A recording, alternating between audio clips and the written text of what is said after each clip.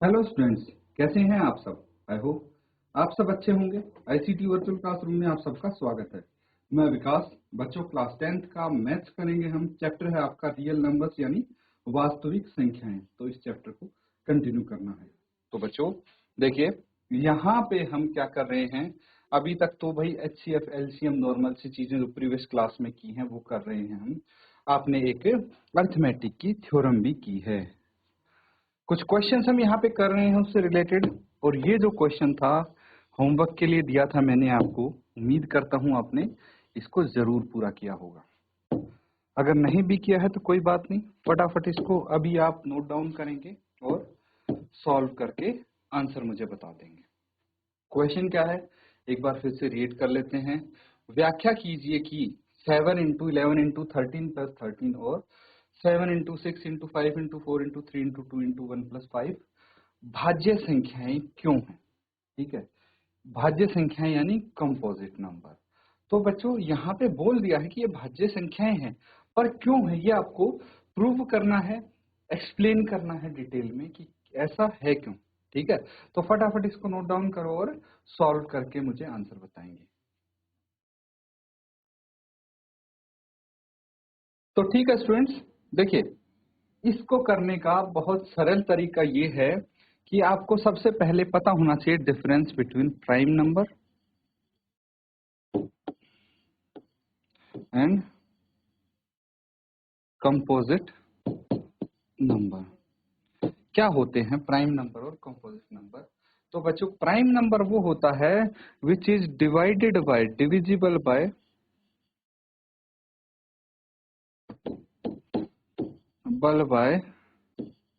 Only one and itself. ठीक है, तो एक से या फिर खुद से वो नंबर डिवाइड होता है तो वो हो जाता है आपका प्राइम नंबर। लेकिन कंपोजिट नंबर क्या होता है, मोर देन टू फैक्टर्स, दो से ज्यादा गुणनखंड होते हैं। ये आप पहले सीख चुके हैं छोटी कक्षाओं में, अभी मैं एक बार इसलिए बता रहा हूं ताकि आपका रिवाइज हो जाए।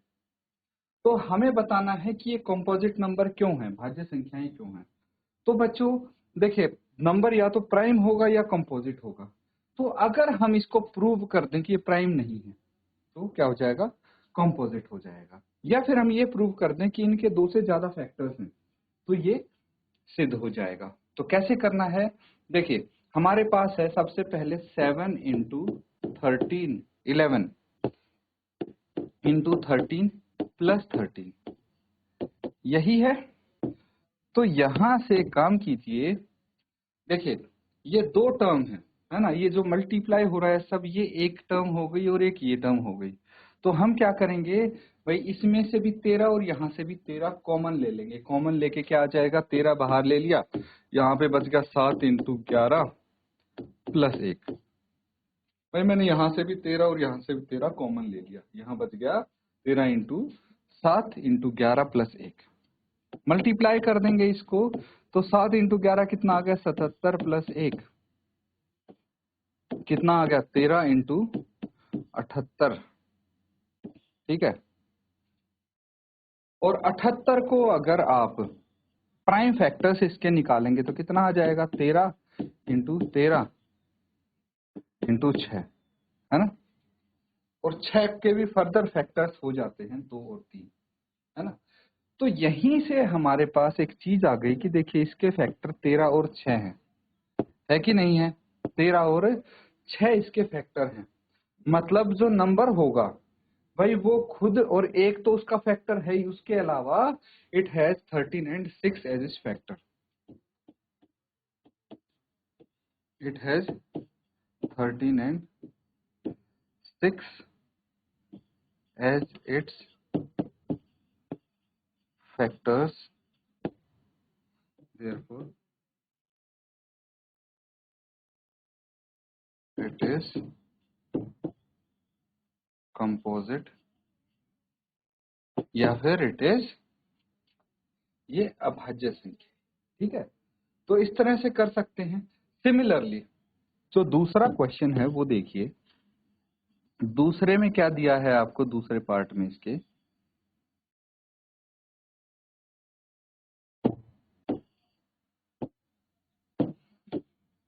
तो यहाँ पे है 7 into 6 into 5 into 4 into 3 into 2 into 1 plus 5। ठीक है, तो यहाँ से 5 कॉमन निकल जाएगा, कितना बच जाएगा, 7 इंटू 6 इंटू 5 तो कॉमन आ गया, into 4 into 3 into 2 into 1 plus 1, ये आ गया। इनको सबको मल्टीप्लाई करेंगे, अब कितना आ जाएगा, 5 into 7 into 6 into 4 into 3 into 2, तो 3 दूनी 6, 6 इंटू 6 कितना हो गया, 36 हो गया, है ना। 3 दूनी 6 इंटू 6 36, 7 इंटू 4 7 चौक 28। इनको आपस में मल्टीप्लाई कर लेंगे, देखते हैं कितना आता है। 8 इंटू 6 8 6 48, 4 हासिल, 8 या 24 और 4 28। उसके बाद 6 दूनी 12, 1 हासिल, 3 दूनी 6 और 1 7। ठीक है, ये आ गया। ऐड कर देंगे 8 तो 10, 1 हासिल, 7 तो 9, 1 हासिल, तो कितना आ गया, 1008, 1008। ठीक है, और इसमें एक आप ऐड कर देंगे। देखिए मल्टीप्लीकेशन की है मैंने यहाँ पे और कुछ नहीं, इसको इरेज कर देते हैं। अब इसमें एक जोड़ के कितना आ जाएगा, 5 इंटू 1009। अब अगर 1000 को फर्दर आप फैक्टराइज करोगे तो इसके आगे फैक्टर्स नहीं आ रहे हैं, इसीलिए आप लिखेंगे it has 5 and 1009 as its factors. ये फैक्टर तो है ही, और अगर भाई एक के और वो नंबर जो खुद है उसके अलावा कोई फैक्टर हो गए, तो मोर देन 2 फैक्टर्स हो गए, तो आप बोल सकते हैं therefore it is composite number. ठीक है, ये क्या है, कंपोजिट नंबर है। नोट डाउन कर लीजिए, क्वेश्चन हमारा यहाँ पे खत्म हो जाता है।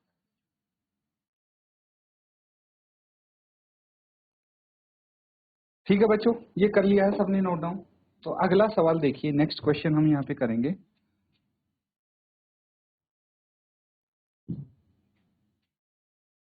ये बहुत सिंपल सा क्वेश्चन है। क्या है question, there is a circular path around a sports field.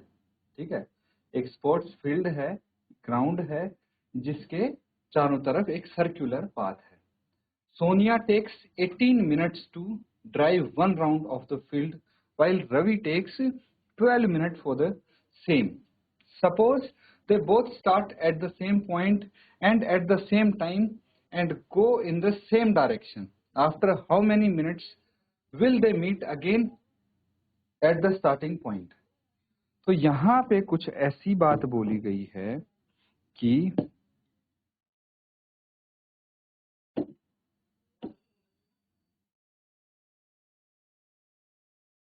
ये है बच्चों, ये एक ट्रैक जैसा आपको लग रहा है ना, ये हमने सर्कुलर ट्रैक बनाया है स्पोर्ट्स ग्राउंड के चारों तरफ से। तो यहां से क्या हुआ है, अब स्टार्टिंग पॉइंट है मान लीजिए ये, ठीक है,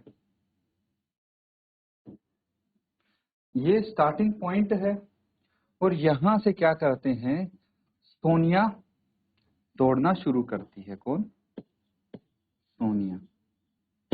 किस डायरेक्शन में, इस डायरेक्शन में दौड़ती है सोनिया, और यहीं से रवि भी रनिंग करना शुरू करता है,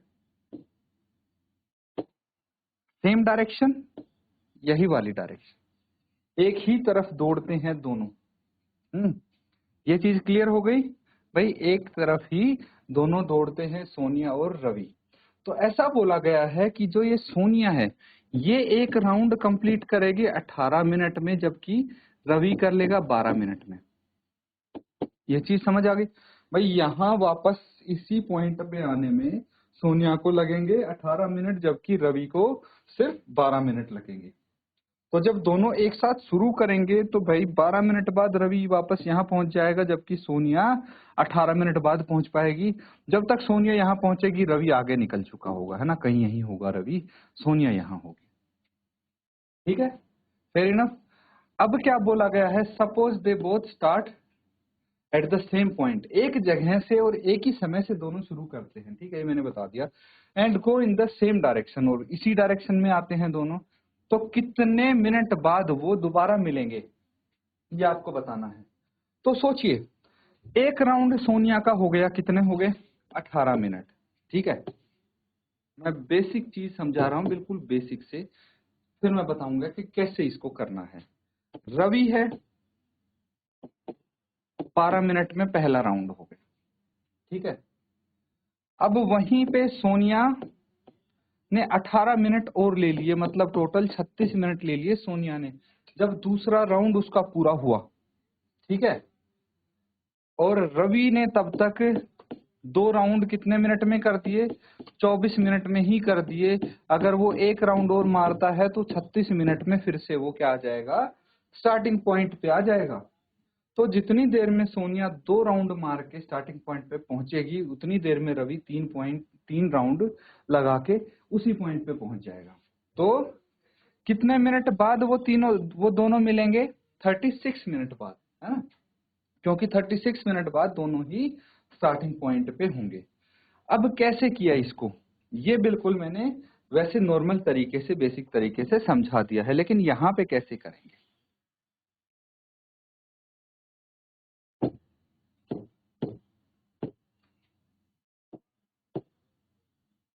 Sonia takes 18 minutes and Ravi takes 12 minutes to drive 1 round of the field। ठीक है, सोनिया 18 मिनट लेती है, रवि 12 मिनट लेता है। नाउ LCM ऑफ 18 एंड 12, 18 और 12 का एलसीएम ले लें तो हमारा काम हो जाएगा। एलसीएम क्या हो गया, लोवेस्ट कॉमन मल्टीपल।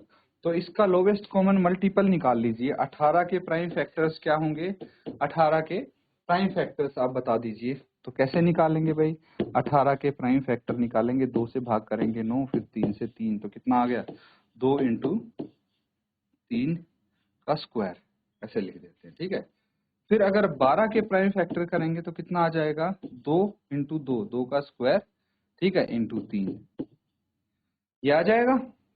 तो एलसीएम बताइए मुझे कितना आएगा। यहाँ पे एलसीएम जो आ जाएगा, क्या होता है, वो जो कॉमन होते हैं उनकी हाईएस्ट पावर हम लेते हैं। तो यहाँ पे क्या हो गया, 2 की पावर 2 × 3 की पावर 2, कितना आ जाएगा, 2 दूनी 4, 3 तिया 9 और 9 चौक 36।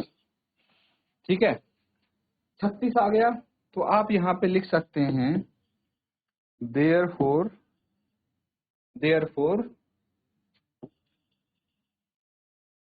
they will meet again at starting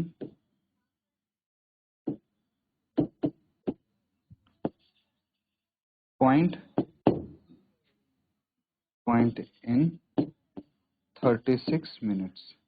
36 minute में वो दोबारा से स्टार्टिंग पॉइंट पे मिलेंगे। ठीक है, नोट डाउन कर लीजिए बच्चों, ये क्वेश्चन भी हमारा कंप्लीट हो जाता है। तो बच्चों ये सबने कर लिया है नोट डाउन। तो चलिए एक थ्योरम यहाँ पे हम कर लेते हैं फटाफट, आपके काफी काम आने वाली है वो। नोट डाउन कीजिए, ये हो जाती है थ्योरम 1.2। क्या है थ्योरम 1.2? तो आप लिखेंगे late P be a prime number, ठीक है। if p divides a square, then अगर p a square को डिवाइड करता है, then p also divides a, where a is a positive integer, ठीक है। ये है आपकी थ्योरम। तो इसको हिंदी में भी लिख लेंगे आप। प्रमेय 1.2 क्या कहती है? मान लीजिए P एक अभाज्य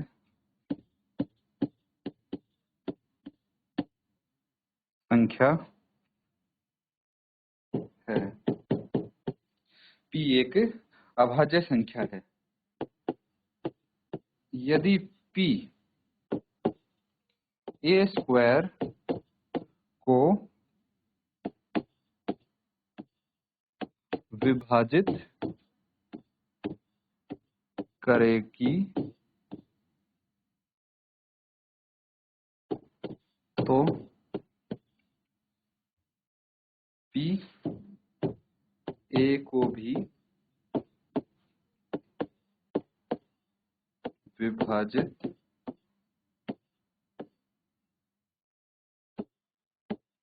करेगी, जहां a एक धनात्मक पूर्णांक है।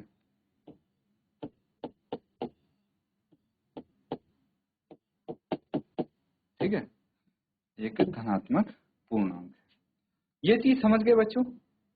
तो यहाँ पे बोला गया है कि P कोई प्राइम नंबर है, अभाज्य संख्या है, और यदि P a स्क्वायर को डिवाइड करता है, ठीक है, a स्क्वायर a का वर्ग P से भाज्य होगा, तो भाई a भी P से भाज्य होगा, जहां पे a एक पॉजिटिव इंटीजर है, यानी एक धनात्मक पूर्णांक है।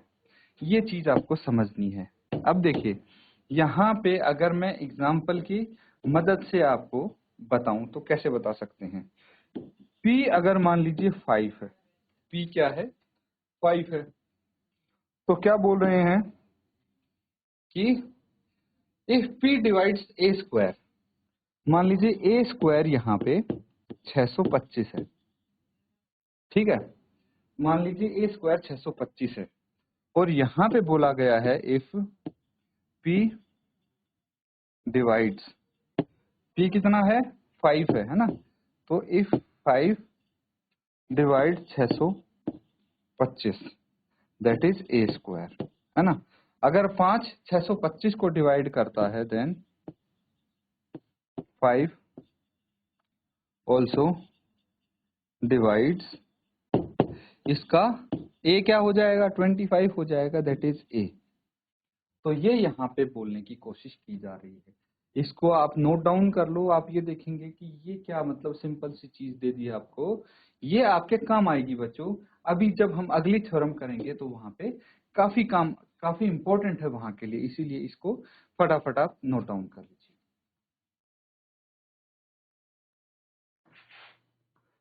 तो बच्चों आज जो हमने क्वेश्चंस यहाँ पे किए हैं और जो थ्योरम यहाँ पे की गई है, उसको अच्छे से आपको नोट डाउन करना है और रिवाइज करते रहना है। इसी के साथ आज का सेशन यहाँ पे हम एंड करेंगे। Thank you and have a nice day.